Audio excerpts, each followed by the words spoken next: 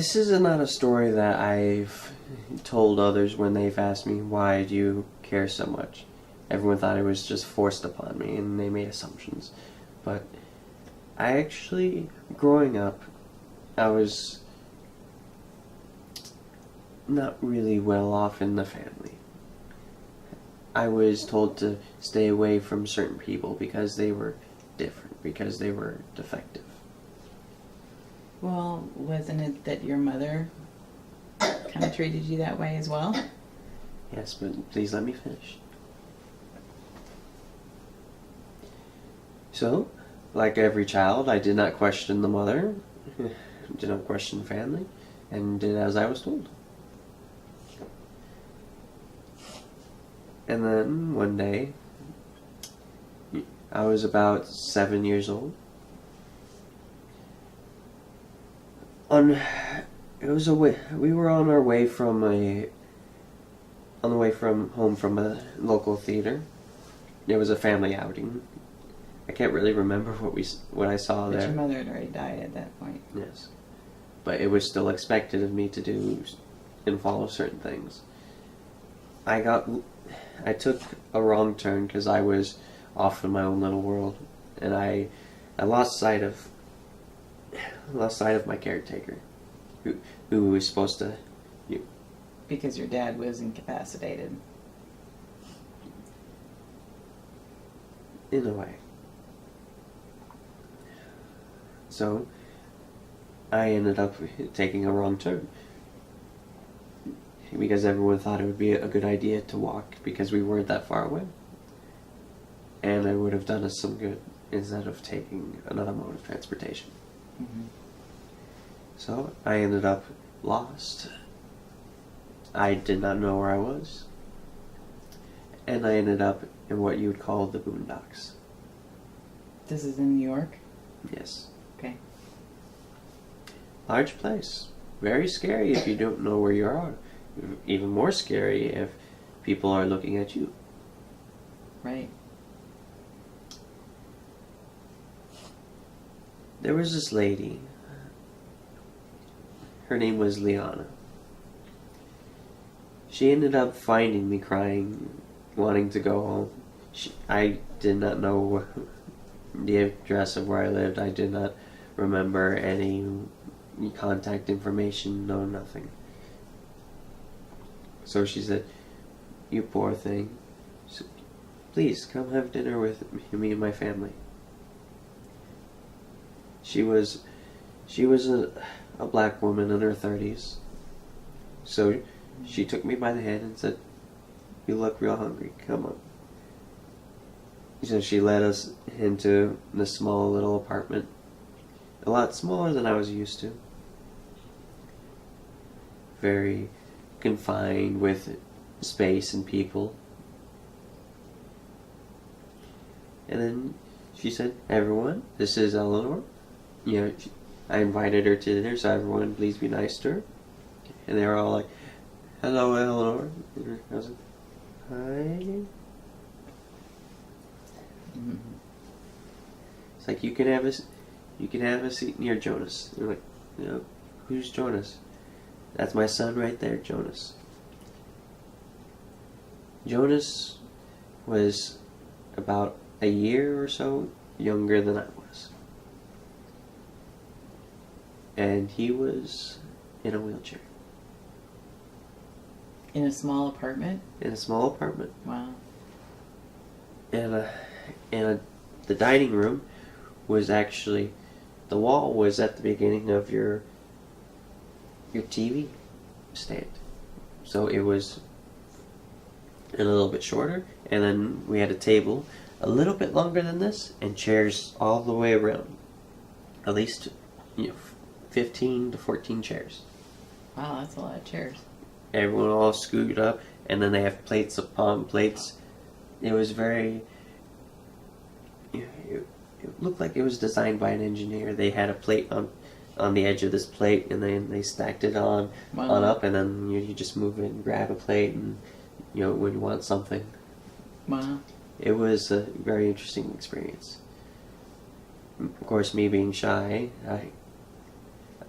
I panicked a little, and Jonas, he took an interest in me. He was like, "I like your hair." Because it was curly? The first words he ever spoke to me, "I like your hair." He was about 5.5, maybe 5, almost 6. But no, the first words he said to me was, "I like your hair," and I was like, "Thanks." And I'm like, "Yeah, I wish I had hair like that." He had no hair on top of his head. Mm. And then you could not stop him talking for nothing. He kept speaking to me about different things. He's like, "Do you like baseball?" "I like baseball." "Hey Mom, can we go outside?" "It's getting kind of dark, dear. After dinner I was gonna help Eleanor here find her folks." Mm-hmm. And then of course a lot of people keep asking me questions. "So where do you go to school? What's your mom's name? What's your dad's name?" I got a bit of sympathy after I told him my mother passed away at that point. Then Because you didn't really interact Yes. with your father that much at that point. But one thing happened that brought me out of my shell around him was their grandmother. It was their great-grandmother who was sitting in the chair off in the corner, stuck between people. Her name was Cassandra, I think.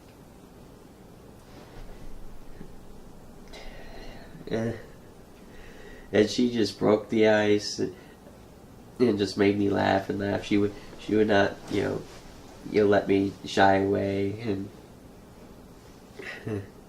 she's like, "Oh, you gotta try this. You gotta try this." He's like, "Ooh, this will make your taste buds dance," and speaking in such a way I'd never seen before, and everyone just being friendly, sympathizing with me, just trying to get me to eat with them, enjoy a meal, that they so generously offered to me when they don't have as much as I'm used to. Right. You see, trying some new dishes that I have never even heard of. Collard greens. Gumbo. Really? Wow. Gumbo. Someone's behind me. Finish your story.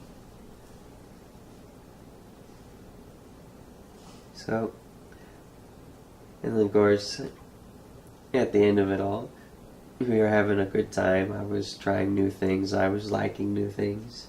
Yeah. Jonas was just a big sweetheart. Kept asking me if I liked this. If I said I don't know, I don't never tried it. He's like, "Oh, you gotta try this."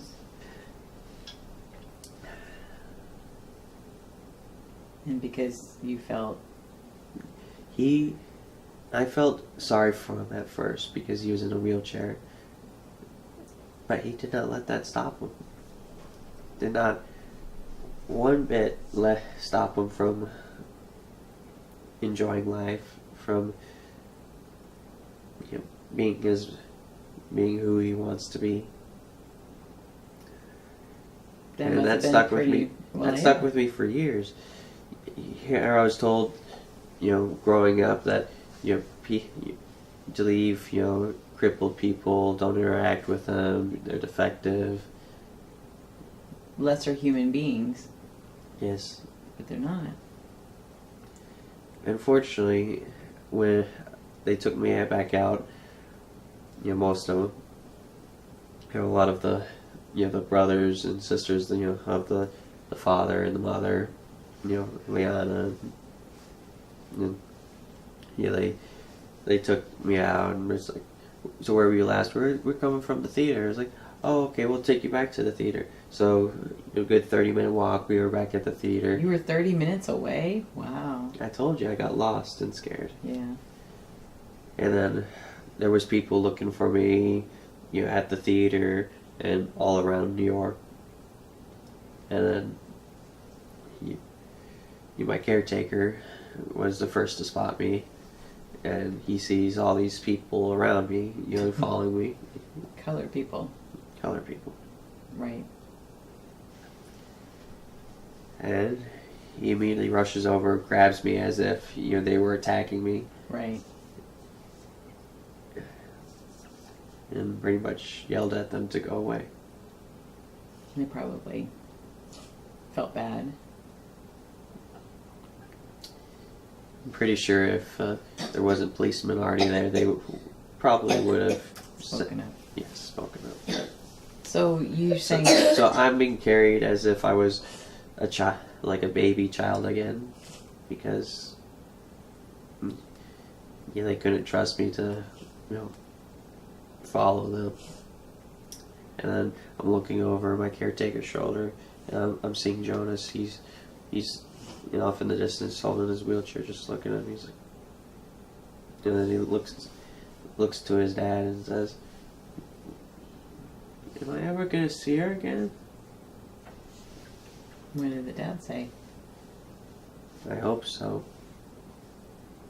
So did you? I could never find them again.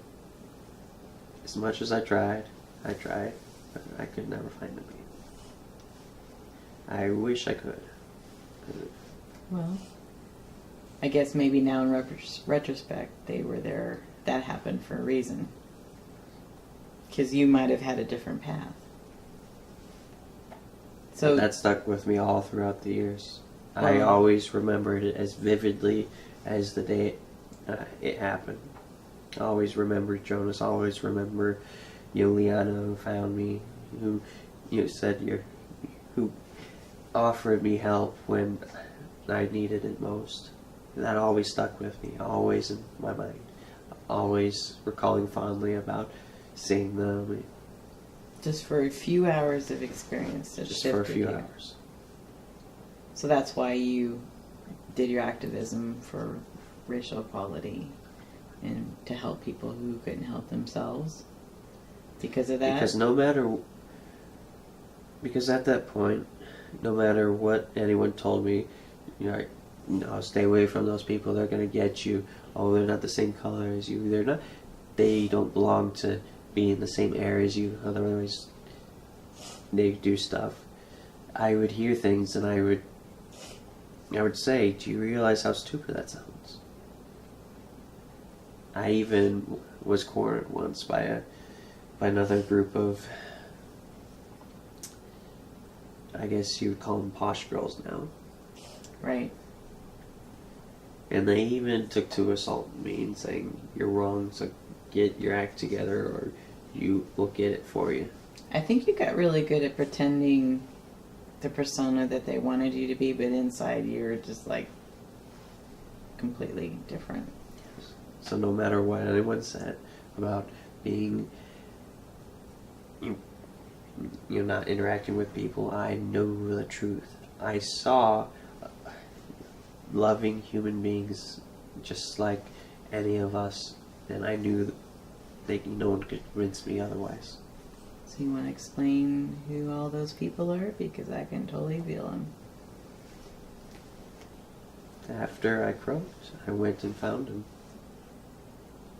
And we're now a circle. All of them? All of them. Wow. That's beautiful. Yes.